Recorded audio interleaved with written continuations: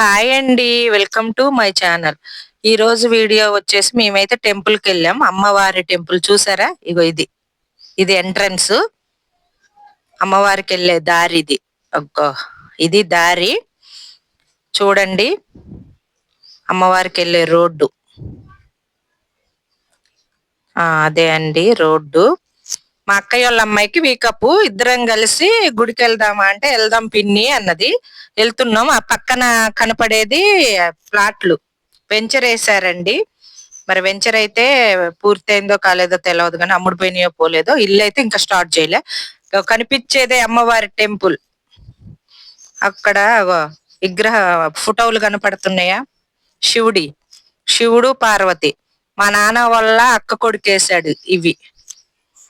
ఇవి మా నాన్న వాళ్ళ అక్క కొడుకేశాడు. అగో ఇదైతే శివుడు గుడి.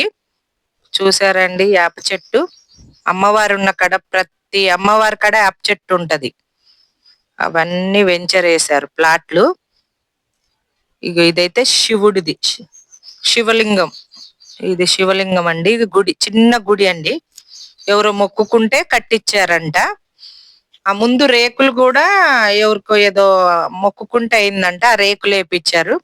ఈ చెట్టుకు మాత్రం శివుడిది ఇది రాయితోని చెక్కారండి.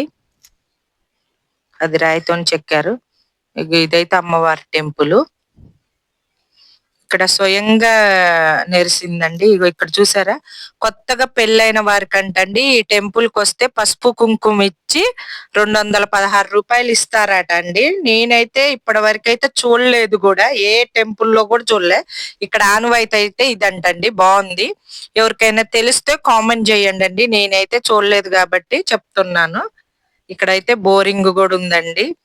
మనం వెళ్ళినప్పుడు కాళ్ళు గిట్ట కడుక్కోవటానికి. ఇక గుళ్ళోకి వెళ్దాం. నేనండి చూడండి, గుళ్ళోకి వెళ్దాం. ఇక అమ్మవారు చూసారండి.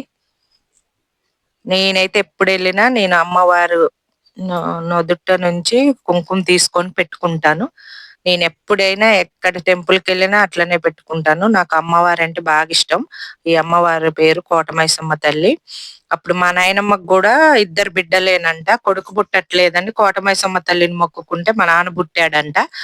అందుకే కోటయ్య అని పేరు పెట్టుకుంది. ఇప్పుడైతే మా నాన్న లేడు కానీ కోటయ్య అని పెట్టుకుంది. ఆ సాలే నాకు వచ్చిందేమో మా నాయనమ్మ సాలు. నేనైతే కోటమైసమ్మ తల్లిని పూజిస్తాను. ఇగో ఇది. ఇగో ఇక్కడ దేవత. ఇక్కడ వెండి కన్నులు చూసారా? వెండి కన్నులకు ఒక చరిత్ర ఉందండి. ఏందనంటే, ఈ మా అక్కయ్య వాళ్ళ ఊరిలో ఒక ఆమెకు పాప పుట్టి కొన్ని సంవత్సరాలండి. ఇంకా తర్వాత సంతానం అందట్లేదంట. అక్కడికి వెళ్ళినాక మొక్కుకుందంట, నాకు సంతానం అందితే వెండి కన్నులు చేపిస్తానని. అయితే ఇద్దరు కమలలు పుట్టారు. అగో ఆ వెండి కన్నులు వాళ్ళే చేయించారండి అమ్మవారికి. చూసారా? అమ్మవారు సంతానం కూడా కలగజేస్తుందండి. నేను మా అక్కయ్య వాళ్ళ అమ్మాయి ఇక్కడ మొక్కుకుంటున్నాం లోనకొచ్చి. కానీ చాలా వెరీ పవర్ఫుల్ అండి. నేను కూడా చాలా మొక్కులు మొక్కుకున్నాను, అయినవి కూడా. మధ్యలో గుడి అండి. చుట్టూ ఈ మిరప తోట, ఇది మొక్కజొన్న తోటలు ఉన్నాయండి. మొత్తం చుట్టూ హైవే ఉన్నాయి, వెంచర్లు ఉన్నాయి ఇక్కడ. మధ్యలో మాత్రం గుడి భలే ప్రశాంతంగా ఉంటదండి. చల్లగా ఉంటది, తోటలు ఉన్నాయి కాబట్టి. ఆయన అమ్మవారు శక్తి బాగా అసలు మామూలుగా ఉండదు. శక్తి అయితే చాలా వెరీ పవర్ఫుల్ శక్తి అండి. ఏ పని అయితే ఆ పని మొక్కుకుంటే ఆ పని అయిద్దండి. ఇక్కడైతే కంపల్సరిగా అయిద్ది. చాలా మందికి అయినాయంట. ఇన్న కూడా నేను స్వయంగా కూడా నా విషయంలో కూడా జరిగినాయి ఇక్కడ మొక్కుకున్న మొక్కులు. అందుకే చెప్తున్నా, దేవుడంటే అందరికి భక్తే ఉంటది కదా. చూడండి అండి. ఎండండి, బాగా ఎండలో వెళ్ళాం మేము. అసలైతే తట్టుకోలేకపోయినాము.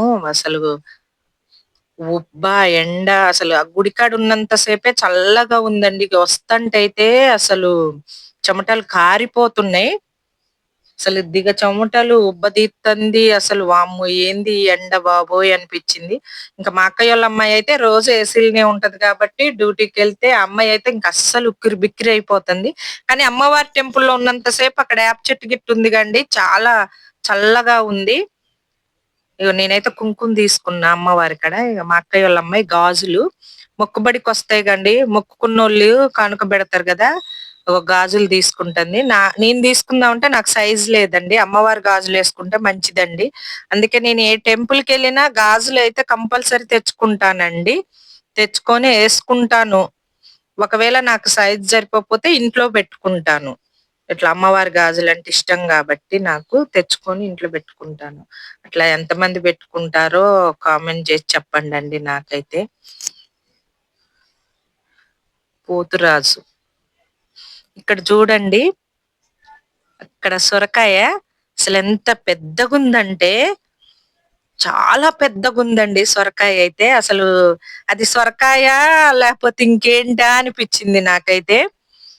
కనీసం 2 జానలు మూరలు అంటారు చూడు, అగో అంతుంది. దగ్గరికెళ్ళి చూపెడతాను నేను. అసలు అంత పెద్దగా ఎట్లా కాసిందో, ఒక 20 కుటుంబాలకు సరిపోయేంత సొరకాయ అండి. ఆ ఒక్క సొరకాయ మాత్రం 20 కుటుంబాలు వండుకొని తినొచ్చు.